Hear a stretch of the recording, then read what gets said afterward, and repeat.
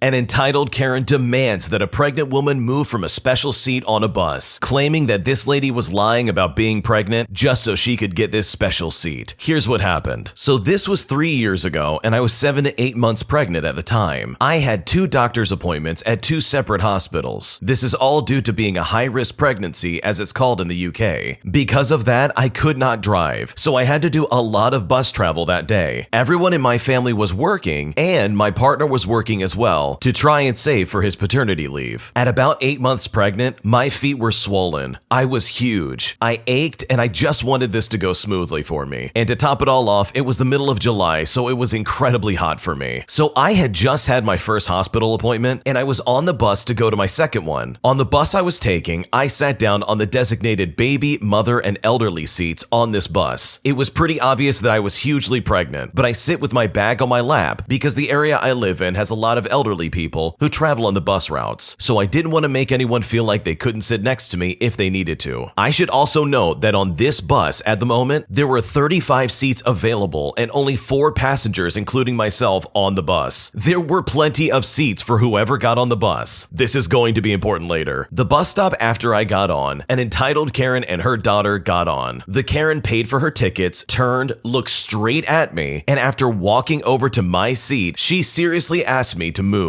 And I was in complete shock that she was really saying this to me. I told her that I'm not gonna move because I did need to stay seated. She then started to get loud and looked at the other passengers saying, "These seats at the front are for the elderly, pregnant, and people with families. I need to sit here with my daughter." I looked back at this entitled Karen and I said, "I am pregnant. I will not be getting up to walk while the bus is moving. Also, I fit the criteria. This seat is literally for me." At this point, her kid tried to chime in and told her that there's lots of seats in the back and that we can just sit back there. But the entitled Karen said, "No, this girl needs to learn respect and needs to move. She doesn't need this seat and is lying about being pregnant. You had better move right now." So I moved my bag onto the seat next to me, braced myself on the poles, and stood up, revealing my huge baby bump. I looked at her and I said, "I'm not moving one step. Now leave me alone." Now this was not a subtle pregnancy. I was massive. I was probably looking about 9 months pregnant at this point. When I stood up and yelled at this entitled Karen, all of the color drained from her face. At that moment, an older man at the back of the bus burst out laughing and started clapping. I turned to look and I saw him applauding me. I just gave a small smile, then turned to sit back down. I couldn't help but notice that the entitled Karen had walked up to the bus driver and was saying something, but I couldn't hear over the engine sounds. Eventually, the entitled Karen shouted at the top of her lungs, "Just stop the stupid bus already." When he did, they got off immediately, completely in between 2 bus stops on a busy national speed limit road. And they were between 2 different towns. They were literally around nothing. In fact, this was actually a road that went through the middle of the forest nearby. So who knows where they were gonna go or what they were gonna do in the middle of nowhere. Needless to say, I'm happy that I didn't have to give up my seat and that this entitled Karen got put in her place. This really is a great story because you know what? People like that drive me nuts. She tried to say that this lady was faking being pregnant when she literally could not look any more pregnant. How entitled and disgusting do you have to act to make someone move from a seat like that? Like, my first instinct if I were to go on a bus and I see someone sitting there is to think, oh, well, they probably need to sit there. But thankfully, this entitled Karen got put in their place. And hopefully the next time they ride the bus, they'll just take an empty seat and act like a civilized person for once in their life. An entitled Karen demands to use the employee bathroom, so I had to shut her down and tell her no. This happened at work about a week ago, and I haven't gotten in trouble for it, so I figure either the managers don't care or they agree with me. I work at Costco, where most people know we have forklifts and a lot of machinery in the back that could be very dangerous. We have those yellow do not cross belts that we hang so people know not to go in the back where the employee section is. As I'm walking into the area where the 2 employee bathrooms are, I hear the forklift screech to a stop and slam on the horn. I look to the side and I see a couple and their young child right in front of the driver and waving at him. I look at them and say, "Excuse me, what are you doing? This is an employee-only area, and you can be run over by a forklift." This entitled Karen looked at me and said, "We just need to use the bathroom, and we saw these." At this point, she was pointing at the bathroom in the back. I said, "Ma'am, this is an employee bathroom. If you need to use the bathroom, you can go to the front of the store and use those. Those won't have forklifts nearby." When I said this, I was hoping that this would be enough to get her out of the back and away from the dangerous machinery. But she wasn't having it. She said, "We are already here and we need to go." I then put on a stern voice and I told her straight up, "You need to get out of this area. It's only for employees." Then the entitled Karen said, "So we can't use these bathrooms?" I looked at her straight up and I said, "No, you can't. There is heavy machinery back here. You can go to the front of the store where the normal bathrooms are." After I said this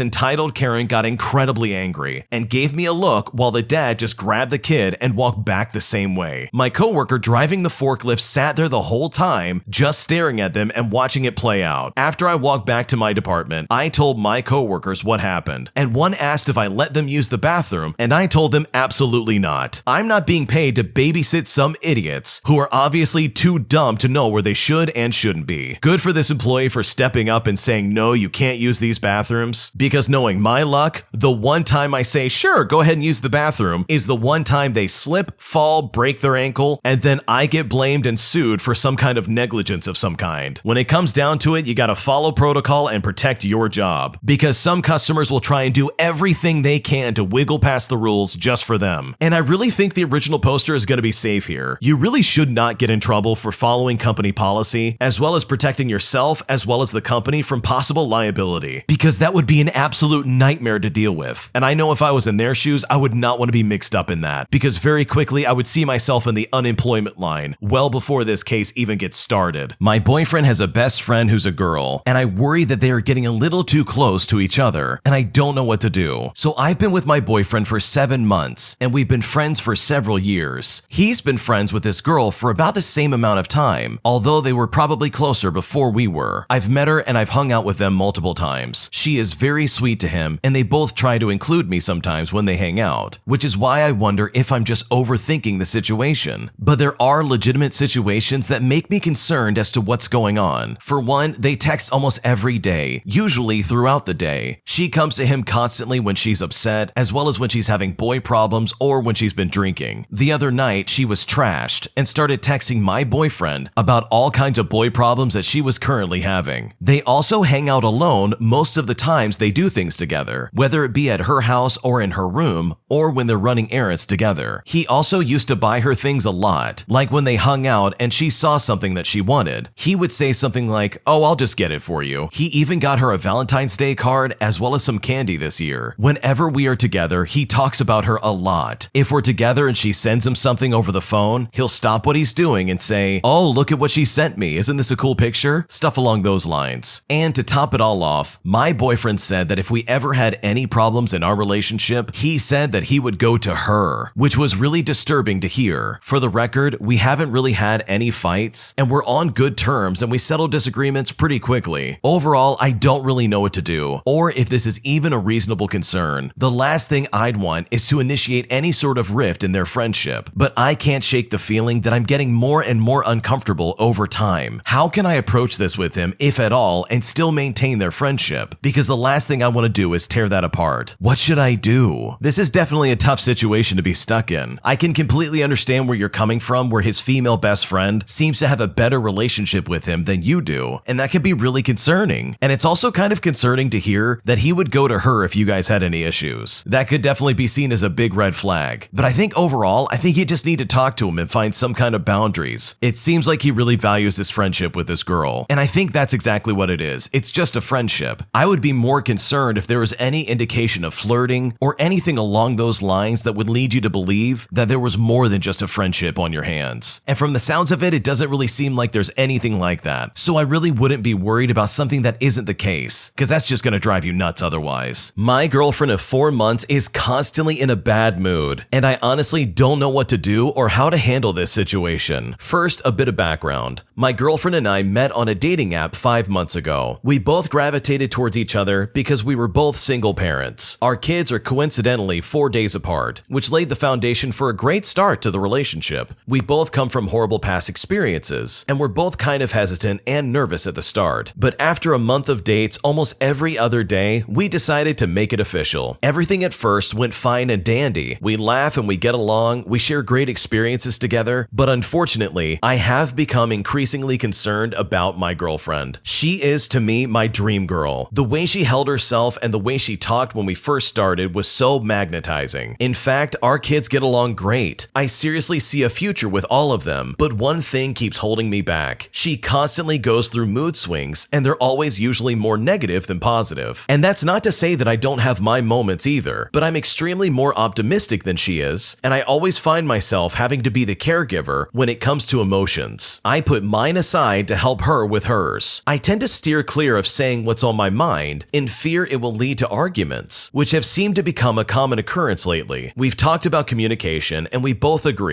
that communication is the key and crucial to any relationship, but sometimes I get a lot of nothing is wrong, followed by miserable vibes when we are together, as well as super dry text messages, which leaves me very confused as to what's actually going on, or if anything is actually bothering her or not. I don't like the fact that I have to walk on eggshells because it just brings back times from my previous relationship, but despite it all, I choose to keep quiet so a storm doesn't happen. She knows I'm there for her anytime she needs it, and our children have bonded so well with each other, as well as with us. So because of that, I don't want to call this quits, but I'm getting emotionally exhausted trying to keep up, and I can feel it bringing down my optimistic side. I try so hard to always reinforce positive discussions, but it feels like it's never enough. She will be okay for like a day or two, and then it's back to square one. I don't want to lose her, especially since I've seen her at her positive stages, and is the main reason I fell in love with her, but I am totally torn on why and how she could have flipped her feelings so quickly. I'm always the first one to kiss, to hug, to be affectionate, and it makes me wonder if she's just losing feelings for me. Should I just stop wasting her time? I guess I'm just looking for advice on what to do, and if there could be any way I can derail this train before it gets worse, and hopefully get back to the person I fell in love with. What should I do? This is a rough one because 5 months is really early for you to feel like you're walking on eggshells around her. I think you really need to have a serious conversation with her and explain that this is really becoming a problem for you, and that this is affecting your relationship with her. You obviously love her a lot, and you want to make this work, not just for the two of you, but also for your kids and hers. They've bonded really nicely, and I'm sure that makes you really happy. I know if I was in your shoes, I would probably be really excited that my kids have another set of kids that they can try and call siblings. But this is definitely a hurdle that you have to get over. So hopefully that conversation goes well, and hopefully there's able to be some kind of significant change, because otherwise this is just going to cause problems. And for the sake of your kids as well as your relationship, I really hope it works out. My husband is really controlling about what food we're allowed to eat, and it's honestly starting to cause some problems between the two of us, and I'm not sure what to do. First, for a bit of background, my husband and I have been together for 8 years. My husband is 35 and I'm 33. We've been married for 3 years as well. It's a pretty happy marriage, and generally we get along great. We see eye to eye on most things. We don't have any kids, and we're very career-minded. We love to travel and agree on housework and the division of labor. I do the cooking and the trash. He mostly does the dishes and the laundry. About once a week, we partner up to clean the apartment top to bottom. It's a good arrangement overall, and we're both very happy. However, there is one issue that keeps coming up, and it has brought me here today because I would really like some advice on how to handle it better. Despite our similarities, we have two very key differences as they pertain to this reoccurring issue. For one, he is a very meticulous planner and can get anxious if plans don't go his way, while I'm a lot more easygoing. The other issue involves the fact that he usually eats one big meal for the entire day, while also having some breakfast as well as the occasional snack. But I am very different in this regards. I rarely eat a lot in one sitting and prefer to graze and eat small portions frequently throughout the day. Usually it's not an issue. We will go out to eat and I'll take half of my meal to go, and I'll just finish it later or on the next day. However, whenever meals have to do with plans, his anxiety enters into it, and we end up arguing and I end up crying. Then he will apologize more to end the fight, and it all stems from the fact that he would rather not see me cry than try to understand the issue. Because of that, all of this just repeats over and over again. For example, my birthday is in 2 weeks. We had planned to take a nice long weekend and drive up the Maine coastline to hopefully see some fall foliage and get some chowder at this little place that we love that closes at the end of September. He rented a small cottage on Airbnb, and we were both very much looking forward to it, but fate conspired against us twice. First of all, our dog sitter texted us and said that she and her fiance were moving to Canada in 2 weeks, so she wouldn't be able to watch our greyhounds as planned. We started looking for new sitters, but our boys are special needs, so we weren't having much luck, especially in that tight of a time frame. Then, he received word that he'd have to travel for business the day before my birthday, and he had to do this to meet up with an important client, so there really was no workaround. My birthday trip would just have to be postponed. I was disappointed, but I understood. It was sad for both of us that we would likely miss the foliage, as well as that restaurant that serves that delicious chowder that's about to close up shop for the season without us getting a bowl. He promised he would figure out something fun to make up for it, and I made plans with friends while he was away in Wyoming. This being Labor Day weekend, we both have today off, so he surprised me with a day trip up the coast to get some chowder. It was very sweet of him, and I was very excited. We left early in the morning for the 6-hour drive and grabbed breakfast on the way. I ordered a coffee and 3 donuts, planning to eat them along the way, but somehow I only ended up with 1. This is going to be important later. So we're driving, and while the leaves haven't changed yet, the scenery is still lovely, and we are chatting about how much fun it would be to retire later in life this far north. As we're driving, we see signs for a little farm that mentions fresh peaches. I absolutely adore peaches, so I ask if we can make a quick detour. The place is adorable. I buy some preserves and some peaches, and I notice a sign saying that they have fresh peach ice cream, which according to them is the best you've ever tasted or your money back. I ask for a sample, and it absolutely is the best peach ice cream I've ever had. So because of that, I order a small container with just 2 scoops. Nothing major. My husband asks if I want a lid for the container, but I tell him no, I'm fine without one. We go over to the checkout area, and he asks me if I want to see if they have any ice packs or a cooler. I tell him once again, no, I'm fine. We get back in the car, and I start eating my ice cream. I've had 1 donut all day, and we've been driving for almost 4 hours, so I'm a little hungry. I eagerly dip into my ice cream. My husband then asks if I would like to pull over so we can get the insulated bag we keep in the trunk. And once again, I tell him no, I'm fine. I get about halfway through my ice cream when he loudly asks me to please stop eating that. I ask him what his problem is, and he says that he's worried I won't have room for the chowder that he has been driving 6 hours just to get, as well as another 6 hours of driving just to get back home. I tell him that I'm fine, and that I only had 1 donut instead of the 3 I had planned, and that we still have 2 hours to go before we get there. Ice cream is mostly liquid anyway, and he wouldn't care if I were drinking something instead of eating a small cup of ice cream. At this point, he gets annoyed, and he says that I always do this, and that I constantly ruin my meals by snacking all the time. And he said this in a way that comes across as really hurtful. I didn't have the best upbringing. He knows this. I used to get slapped for not cleaning my plate as a child, and he knows this aspect of it too. It took me years to get over the feeling of guilt and just general badness when I didn't finish all of my food. I am personally just so much more comfortable eating smaller amounts throughout the day. I don't like feeling very full, I guess. I couldn't stop myself. I wasn't trying to be dramatic, but I teared up. I put the rest of my ice cream in the cup holder and turned to look out the window. He noticed, of course, and apologized. But I know it wasn't because he understands that I know my own body and could happily have eaten 2 scoops of ice cream and a big bowl of chowder with oyster crackers 2 hours later. He was only apologizing because he wanted me to stop crying, all because he doesn't like arguments. I know his anxiety around wanting to plan this awesome surprise for me and worrying that I was going to ruin it by not being hungry when we got there. And I know that this is what made him snap like that. And I tried to explain to him that he just needs to trust me, and that I know how much I want to eat, and I know what his plan was, and that it didn't make sense to me that he planned this amazing day to make me happy, and instead of letting me enjoy my surprise peach ice cream and being happy, he would then turn this on me and basically make me cry over some ice cream. Even after explaining all of this to him, he then asks if we can just let this go and move on. But I can't help but feel that this is very unresolved. We've had this same argument before, almost verbatim. We have dinner plans, or it's a holiday, or there's a party or a function of some kind where there's gonna be food. And if I have anything at all to eat, even hours beforehand, he'll get annoyed and snap at me that I'm going to spoil my appetite, or that I won't be hungry for dinner. Personally, I don't like being hungry. I hate that feeling, and I am so much happier keeping a more even level of snacks and small meals during the day, so I never have to feel overly hungry or overly full. I don't see what's so wrong about not finishing everything, or asking for the rest of my meal to go. It's not like I would have eaten that much more chowder if I decided to finish the ice cream or not. I was probably going to eat the same amount regardless. this. This constantly keeps happening, and I honestly don't know what to do. It sounds like your husband is trying to act like a parent more than he's being a husband. I understand that he's got anxiety, I understand he has these serious plans about what he wants to do, but that does not mean that he needs to interject himself into your eating habits constantly. Like, that's just obnoxious in my opinion, and there's really not a good excuse for that. He needs to do a much better job of maintaining his own emotions and not taking it out on you. And mind you, this is all over eating ice cream before you get chowder. The original poster has it right. There's no reason to freak out over this. And I think you definitely need to have a conversation with your husband about how weird and controlling he's being towards your eating habits, as well as the fact that he's treating you like a child instead of a partner, because this behavior is absolutely unacceptable, as there is no good reason why he should be bringing you to tears, only to then try and force you to drop the subject. I don't care how much he doesn't like confrontation, it's time for him to man up and be better. Otherwise, this problem is only going to get worse. Thanks for watching. When you subscribe, make sure to hit the bell to turn on notifications. To finish listening to all the stories, use the playlist at the top of the description. And the next time you live stream, use the Cream of the Crop music. Search Cream of the Stream on Spotify or whatever platform you use for copyright-free music to use for your next stream.